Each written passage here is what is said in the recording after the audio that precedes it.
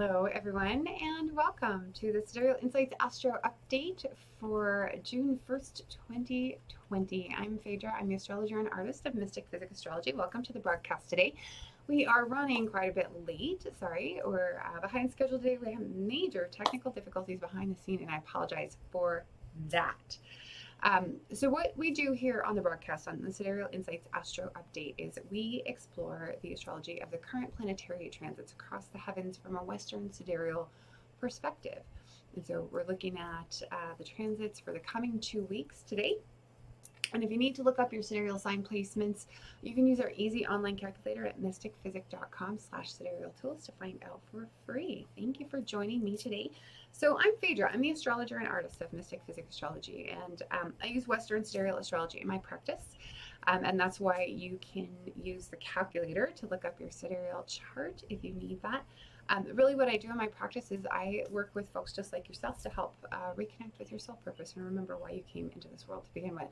And my aim really with the broadcast is to provide you guidance on how you can consciously use the energy of the transiting planets to affect your life in a positive way. And so thank you for joining me.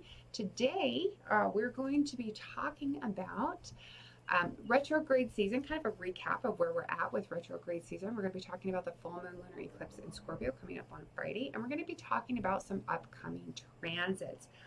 First, what I'd like you to do is invite you to like and share the broadcast. If you're watching from Facebook or YouTube, feel free to share or tag a friend if you know someone who might be interested in what we're going to be talking about today. You can also follow Mystick Physick Astrology on Facebook, and you can subscribe to our YouTube channel. Thank you so much. And so let's kind of dive right in with our recap of where we're at with retrograde season. I'm going to adjust my notes. I'm using a different note app today, and it's kind of odd because it's not the usual size to look at. So just bear with me if you will. Okay. So where we're at now, we have 4 planets currently retrograde and Mercury preparing to very, very soon. Okay, so we had on April 25th, we had Pluto station retrograde in Sagittarius. Pluto's been in Sagittarius for years. We have May 11th, we had Saturn station retrograde in his home sign of Capricorn. 2 days later, on the 13th, we had Venus station retrograde in her home sign of Taurus. And then on the 15th, we had Jupiter station retrograde also in Capricorn, although he will be moving back into Sagittarius here very, very shortly, and that is his home sign as well. So a lot of retrograde activity happening in home signs for the native planets this summer. Kind of an unusual experience for us, and so it'll be interesting to see how this plays out. Right now we have Saturn in Capricorn. Just to kind of recap this, that began January 31st. Saturn is going to be there until late January 2023. This is a longer term transit, right? So this will be a challenging transit for folks with Capricorn or Aquarius sun or rising. And so just kind of a general rule of thumb, expect to be tested in the area of life occupied by Capricorn in your sidereal natal chart in the coming 3 years, okay? We have Jupiter just entered Capricorn on April 6th of this year. So this is a brand new transit for us. And Jupiter will be transiting Capricorn until April 2021. Just early April, he'll finally move on. But Jupiter is not well positioned in Capricorn. He's in fall there. And so we can experience kind of the less pleasant side of Capricorn while Jupiter's there, and even potentially have the less pleasant side of Capricorn kind of be emphasized, because Jupiter emphasizes what he impacts, right? What he touches, what he aspects in the chart. He expands it and he makes it grow. And so in Capricorn, what we're talking about there is kind of dictatorial tendencies, right? Like the tendency to maybe throw our weight around or abuse our authority, kind of a my way or the highway type of attitude. We can be prone to things like escalation of commitment. We can be excessively stubborn. We can have a tendency to be really all work and no play with heavy Capricorn energy, especially if it's not expressing very well. We might be inclined to kind of rebel against authority or push back against what we perceive as limitations or boundaries. We might actually try testing boundaries while Jupiter is transiting Capricorn. This can be a transit where the chickens come home to roost. where the consequences of past choices and past actions maybe kind of catch up with us. It can bring frustration, and it can maybe incline us towards stingy, miserly tendencies, maybe a little bit of a lack of generosity, or at least less generosity than we might normally experience with Jupiter in other sign placements. Okay, so May 15th through September 12th is the duration of Jupiter's retrograde. However, excuse me, that is incorrect. He's retrograde from May 15th. Yes, that is correct. He's retrograde from May 15th till September 12th. But in late June, this is what I'm getting to. Late June, he's going to move back into Sagittarius, his home sign that he just left in early April. And he'll stay there until late November. And so this retrogression back into Sagittarius by Jupiter, just in time for a new moon, full moon, lunar eclipse, as a matter of fact, in Sagittarius, July 5th. What that does is it brings a window of opportunity for a do-over in the part of life ruled by Sidereal Sagittarius. And that's an important opportunity. It's the last opportunity for the next 12 years. So this is an opportunity where you're really going to want to get it right. Okay. Venus is also in Taurus right now. Venus is in Taurus until August 2nd. And so this is kind of a long stay for Venus to be in Taurus. Normally she spends about 3.5 weeks transiting a sign, but because she has stationed retrograde in her sign, she's going to be there until early August. And so this is not necessarily a good time for Venus ruled activities while she's retrograde, but once she begins to go direct again and gets back up to full speed, it'll be a great time for Venus ruled activities because she's strengthened there. Okay, now just you have to keep in mind that the retrograde is not a good time for beginning anything ruled by Venus.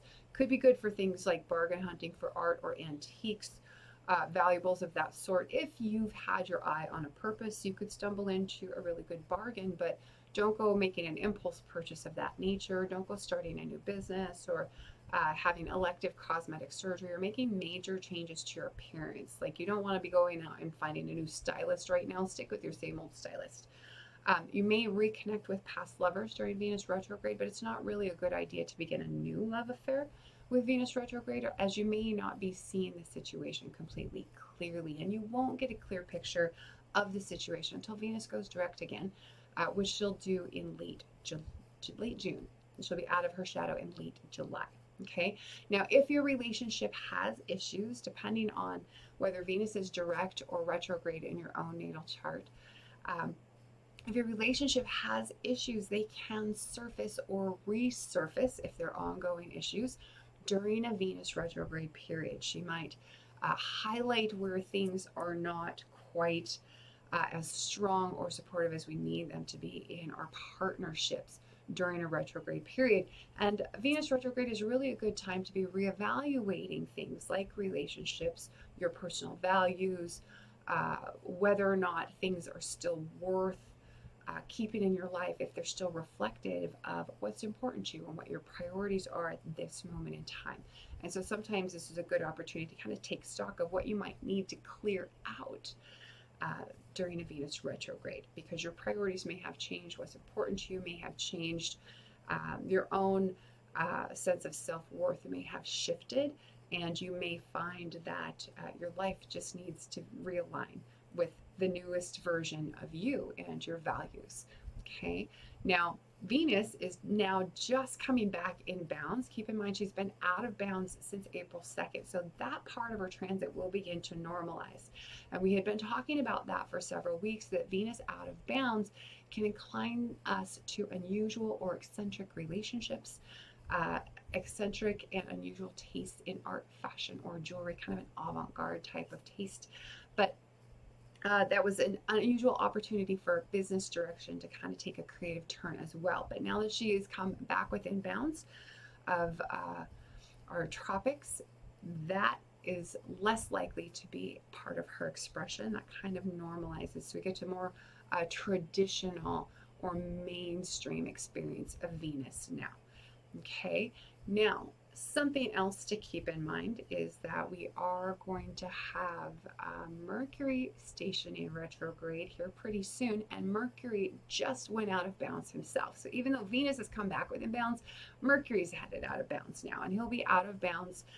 He's went out of bounds on May 25th, I believe, and he'll be out of bounds, May 16th until June 10th. So we have about 10 more days of Mercury out of bounds. And when Mercury's out of bounds, we're more inclined to innovative thinking in any field that requires a skill for analysis or problem solving or communication, Mercury ruled activities. Now, on the flip side, it's really easy to become obsessed with stories, whether those stories are in literature or film or pop culture, or even the stories that we tell about our own lives. We can kind of cling to narratives that just don't necessarily really serve us when Mercury is out of bounds. We might be prone to misconstruing people's words or misunderstanding their meaning and kind of blowing things out of proportion because of that, or overreacting because we've misunderstood. We've maybe read a meaning into something someone said that wasn't completely intended by the person who said that to us. So just be careful of that tendency. We've got about another week and a half of that. Okay. And now coming up on Friday, June 5th, actually, let me take a look at my notes. I might have some things out of order here.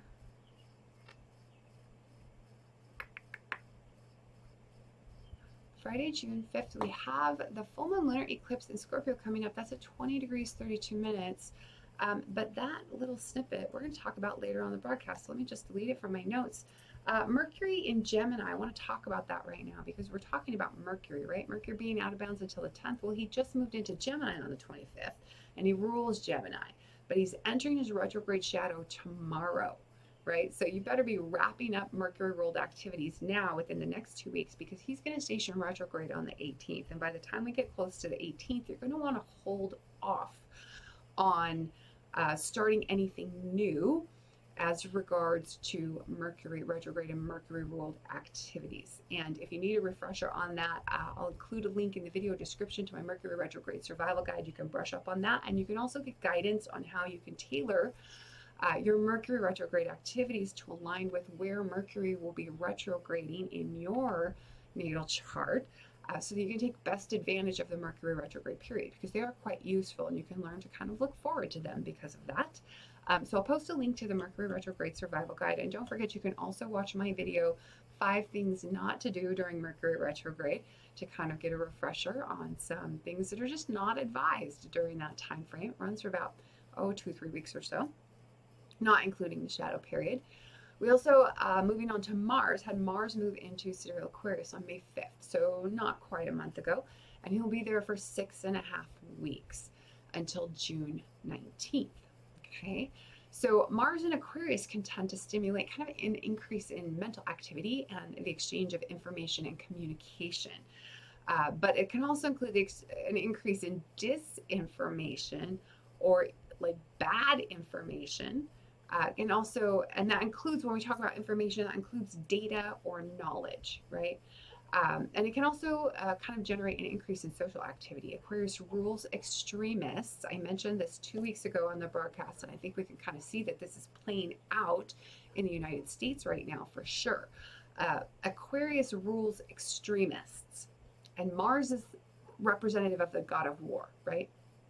And so this combination can bring a potential for violence in the streets. This is what I said 2 weeks ago, and extremism, and it can be explosive in the right circumstances, in the right combination. And I think we're kind of seeing that right now. Unfortunately, this has really been kind of some serious and challenging times here in the United States. And with any little luck, hopefully things will kind of settle down as we move through this Mars transit of Aquarius. Keep in mind, June 19th, we've got, not quite 20 more days, 18 more days of Mars and Aquarius energy to kind of navigate and survive at this point. We have the sun right now in Sidereal Taurus. She entered Sidereal Taurus, or he, I guess the sun is masculine, May 15th until June 15th when he moves on to Sidereal Gemini. And when the sun is in Sidereal Taurus, we can be a little bit more security seeking. Values become really, really important to us. And I think you're also kind of seeing that expressed right now in a very unusual way, where we're all very much concerned about our own personal values, especially where they speak to integrity and ethics in that sense, right? So coming up, we have Mercury, reminding you once again, entering the retrograde shadow tomorrow, June 2nd. We have some more retrograde activity from Venus that we can expect to pop up on the 3rd and 4th of June. Venus is going to square Mars. This can create some kind of tension that could express potentially as passion, but it also could potentially express as aggression or conflict within relationships with other people, within our relationships. This Venus square Mars is going to happen right before Venus is conjoined by the Sun on the 4th. So watch those 2 dates, the 3rd and the 4th, for this tense Venus activity, tense and kind of intense Venus activity. And then on the 9th, Mars is going to square the Sun, or the Sun will square Mars, I should say. And so this could bring out potentially a lot of tension and aggression and conflict. So just be careful and kind of keep your antenna up around these handful of dates, just to be aware, especially that Sun square Mars on June 9th, that could trigger violence, aggression, but it can also trigger our drive to assert ourselves. And there's ways that we can assert ourselves healthfully, right? Neptune activity, June 12th, coming up, 12th and 14th, when Neptune receives a square from the Sun right before he's conjoined by Mars. So I want to call this out because we're seeing a great deal of disinformation being spread around, at least in the United States, around the protests. There's disinformation globally being spread around COVID. They just uncovered a troll farm, I'm trying to remember, in Malaysia, that was spreading disinformation about COVID-19 very recently. So be aware and have a radar out, and be extra careful about where you get your information, and be sure to vet the source and vet the quality of the information. Do your homework before you share or spread information, especially on social media, but also with your friends and family, because Neptune rules things like confusion and misunderstanding, which means that he's responsible for deception, he's responsible for subterfuge, he's responsible for things like propaganda campaigns, and deceptive activities are what can come up when we have this Mars conjunction. But it can also trigger, on the flip side, an increase in spiritual and psychic activity as well. So be aware that that's another expression of Mars conjunct Neptune. Okay, and then coming up on Friday, June 5th, circling back around to our blip in the notes, we have our full moon lunar eclipse in Scorpio at 20 degrees 32 minutes. So you're going to want to check your sidereal natal chart for earth and water signs. Have a look at those signs to see if you have a personal planet or point at 20 or 21 degrees of Scorpio, Pisces, Cancer, Taurus, Virgo, or Capricorn. Any planet or point within, say, plus or minus 4 or 5 degrees of either side can be considered as being activated by this eclipse, but the effect is going to be significantly stronger the closer that orb is, the closer it is to that 21 degrees 30 minutes, 32 minutes. Is that what I said? So have a look at your chart and check. This is going to be an emotionally tense and intense full moon. We could experience a great deal of impulsiveness and headstrong behavior. Passions can run really high. But again, like I was saying earlier, arguments and anger are possible, especially over, involving, or because of secrets or deception. Okay. Now, if there was a keyword that you could use to describe the full moon lunar eclipse in Scorpio, I would say it's complicated. That's a good keyword for this full moon lunar eclipse in Scorpio. But you could say that that's a good keyword to use to describe Scorpio just in general. We might feel impulses to kind of escape and just get away from it all during this full moon. Business and relationships, money, values, these things are all going to be on our minds at this full moon. And we're going to be seeking to understand the correct course of action in order to move forward. The difficulty is not all of the information or knowledge that we need in order to be able to make that decision on what is the correct course of action is going to be available. Partly because of this Neptune activity, partly because that's the nature of eclipse season. We don't have all the information, and the eclipses can reveal that information. And that's why we encourage you to wait to act or make a decision on what you're going to do during eclipse season until an eclipse, if it's going to affect you, has delivered whatever news it has for you. In this case, what you could anticipate is a stroke of insight about what to do or what course of action to take. And it could be a brand new course of action. And in this situation, I would tell you inspired action is the catalyst. But I would also encourage you to make no agreements with a partner, whether that's a marriage partner or a business partner, any type of partnership, relationship that you're in, a Venus-ruled relationship. Don't make any agreements or commitments with a partner. Just wait, just hold off, bide your time, because things are shifting. Venus retrograde, Mercury retrograde, eclipse season, just hold off, okay? Now, looking ahead, we have the new moon solar eclipse in Gemini coming up on June 21st. So remember that. That's going to be our next eclipse. Just a few days before that, we're going to have Mercury station retrograde on June 18th. We're going to have Jupiter retrogressing into Sagittarius on the 22nd, and he'll be there, like I said earlier in the broadcast, until November. So get it right this time. This one's on the universe. This is your do-over. Get it right this time. So go look and see what house Sagittarius rules in your sidereal natal chart. Go back and fix whatever mistake you may have made there. This is important. You won't get another chance like this for 12 years. Okay? Neptune, just the next day, the very next day after Jupiter retrogresses into Sagittarius, Neptune's going to station retrograde. That's June 23rd. And then we'll have Venus station direct on June 26th, finally. So before the month is out, Venus will be back to forward motion, but it won't be until late July that she gets back up to speed. But then right at the end of the month on June 30th, Mercury in his retrograde is going to conjoin the sun. And so what this could do is reignite or reactivate a theme that may have come up earlier in the year when Mercury conjoined the sun the first time in his direct transit. And just keep in mind, he's going to circle back around and he's going to do that drive again once he returns to direct motion. Okay? We'll talk about all that and more on the next Sidereal Insights Astro update coming up Monday, June 15th at 1:30 p.m. Mountain Time, 3:30 p.m. Eastern. And I don't have my dates for the UK or Australia in front of me, but I will include them in the video description when I upload this. So thank you for understanding.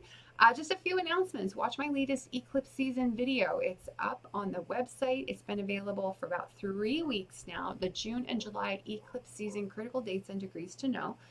This is a little bit different format than we've taken in the past with the eclipse season video, but in this video I cover the 2020 mid-year eclipse season with an eye towards how to know whether or not you're going to be personally affected by any of these eclipses and whether that effect will be challenging or easy to accommodate in your life.